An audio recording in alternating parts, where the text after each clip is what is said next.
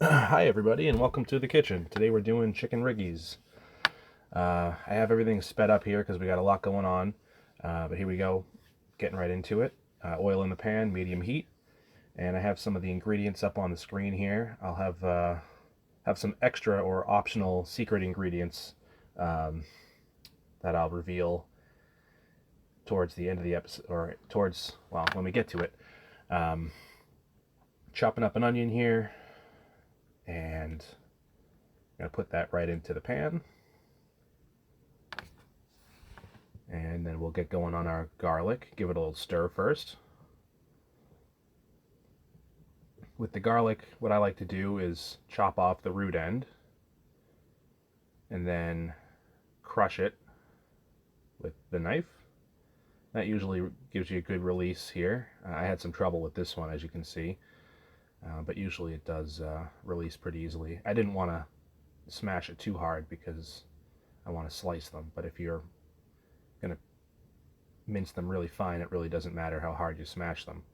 And I'm just going to take my knife here and slice them into thin strips there, and I like to have the garlic a little bigger so I can taste it in the end product, but if you like it smaller, that's totally fine.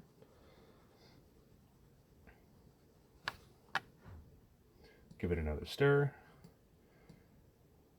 and then we'll slice up our peppers. We have our tomatoes ready.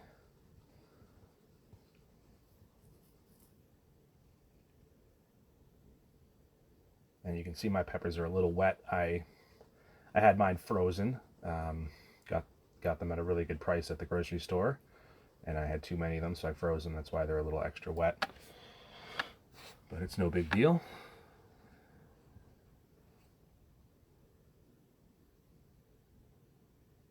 And we'll work on the chicken here. We're going to do the same thing with the chicken that we did with the peppers. Do little strips. So I'll butterfly it in half, and then just cut these little thin strips.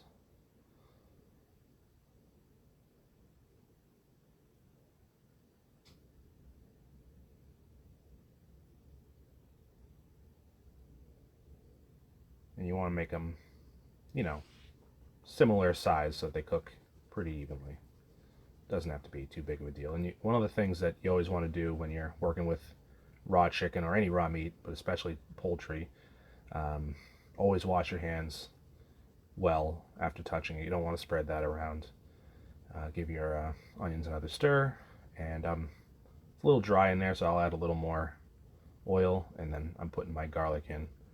Once the garlic's in, you're on sort of on a time schedule there. My garlic, I sliced them so they're still decent size, so they won't burn quickly, but if you have them really finely minced, you want to be really careful. And here I am. You can see I just had a little too much water going there.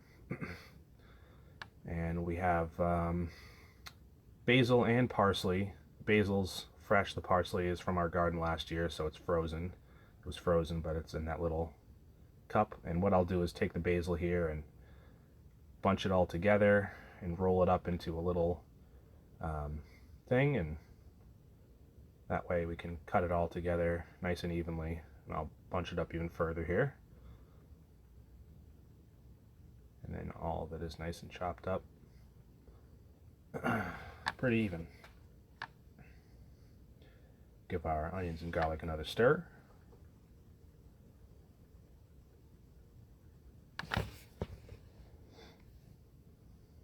And here we go. This is one of our first optional ingredients. That's red pepper flakes with a little bit of garlic powder and a little bit of cayenne pepper. I like some decent heat, so that's purely optional, but I do recommend it.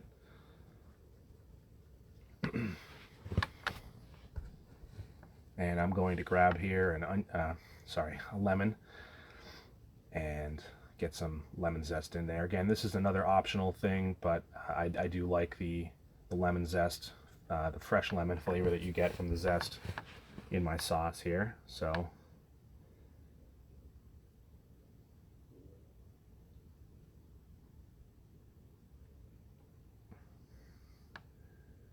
And here we go, we're getting close to the end. I'll turn the heat up there, you'll notice, all the way to full. And I'll be putting in some white wine. That's a Chardonnay, but any white wine is fine. This is just some cheap wine. And I turned up the heat there so that the wine starts boiling pretty quickly. And we want to let it boil off most of that alcohol. And see, I'm just making sure to get any little bits that may have stuck to the bottom of the pan. This is a non-stick pan, so it really doesn't stick very much, but just to be sure, I want to make sure we get all that flavor mixed in there. And we're going to get our tomatoes ready to go. Now these are whole peeled tomatoes. I just buy them in bulk, so that's how I get them. But if you get a can of crushed, that's also fine. Same thing. I'm going to crush them with my hand here. That's why I'm washing my hands. You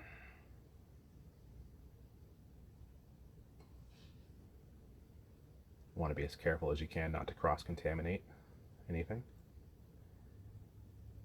And I like them, you know, sort of rough, so they're not being crushed up as much as you'd get in a can of crushed, but all up to preference. And we'll stir that in. And we're going to add that's frozen Italian parsley from our garden, and some basil. And then here we go. Now this is some Italian cheese. This is Pecorino Romano. Parmesan works too. And this is purely optional, but I like to put a little bit of cheese in and chop it up pretty small so it'll sort of melt in. And if you cook it long enough, it'll just disappear completely and just add some nice flavor to the sauce. And also the pecorino is pretty salty, so I've been pretty careful about not adding too much salt. Move that to the back burner, and we'll get our fry pan out, and we'll start boiling our water for the pasta. Do a little salt on the chicken, and you notice here I'm being careful to have one hand that's touching the raw meat and one hand that's not touching the raw meat. Like I said, you always just want to be really careful. It's very easy to spread stuff around, and you definitely don't want to do that with raw meat. And I'm just going to use a little paper towel here to make sure that the chicken is nice and dry before it goes in the fry pan, and again, washing my hands. And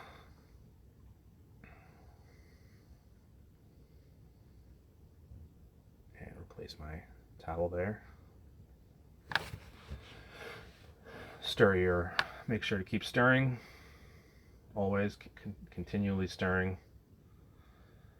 And we're going to put our fry pan on about medium high. We don't want it to be too hot, but enough to get some color. And again, my peppers are a little wet, so I'm just going to squeeze out that water. This won't happen really if you have fresh peppers, but because I had frozen them, they let out a lot of water. And we'll go right in with the peppers, get a little bit of fry on them. Make sure you press them down and so they're all making pretty good contact with the pan. And we'll let those go for a few minutes. We're going to taste our sauce for anything that it might need. Stir the peppers up a little bit, and we'll be back in a few seconds here with starting the chicken up. Alright, and we'll move our peppers over to the side there and get our chicken ready to go in the pan.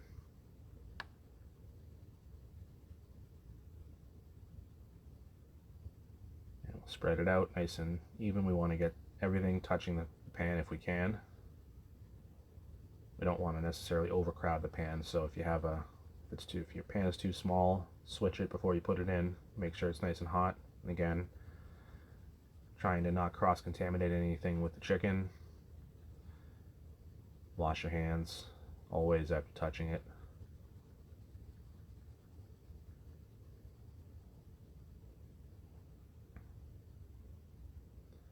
And we'll leave our chicken for a minute. I need to add a little more tomato to the sauce.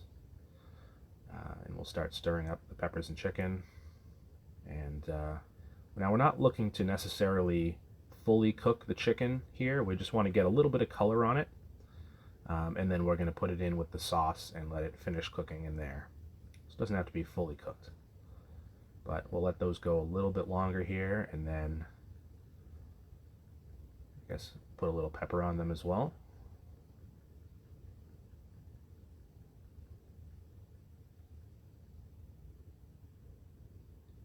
And we're going to put a little bit of white wine.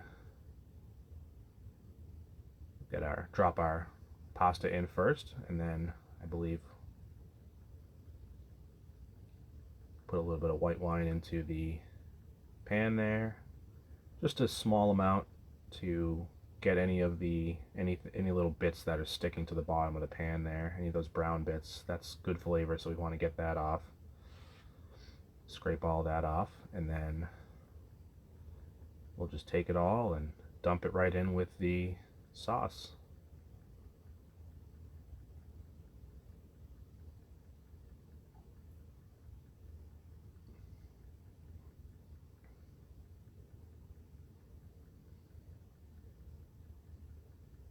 And that chicken should be fully cooked by the time that our pasta is all done. And what we're going to do is cook the pasta only about 75% of the way done.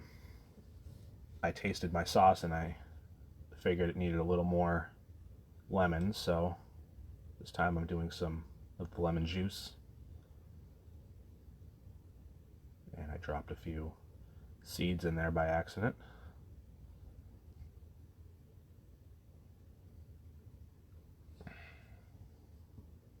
Stir that in.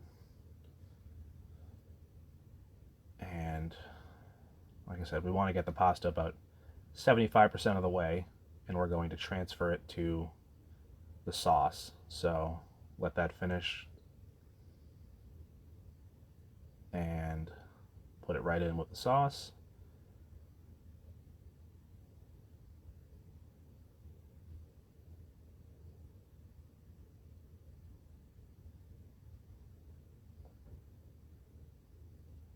And we'll let it finish cooking in there. And that'll let it absorb some of the flavors from the sauce. And this is another purely optional ingredient, but I like to add a little bit of cream to the sauce. This is just half and half. You can do heavy cream as well, or milk, but half and half is what I had on hand. If you're going to do that, you want to be really careful. Anytime you're adding dairy to something, you want to let it sit off of the heat for a minute and let it cool. If it's too hot, the dairy will separate and you'll have these little bits of curdled milk. We'll add a little bit of the pasta water and let it simmer for a few minutes. And when it's ready, here we go. I take it out and serve it.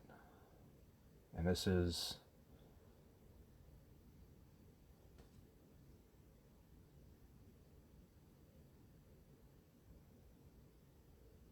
here we go. And we'll try it. A little spicy, a little creamy.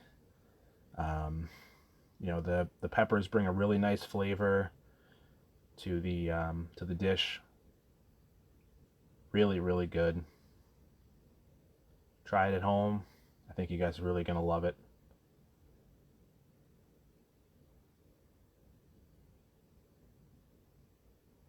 Anyway, thanks for watching, guys. Really appreciate it. And if you liked it, leave a comment, like the video, subscribe. There'll be more stuff coming soon.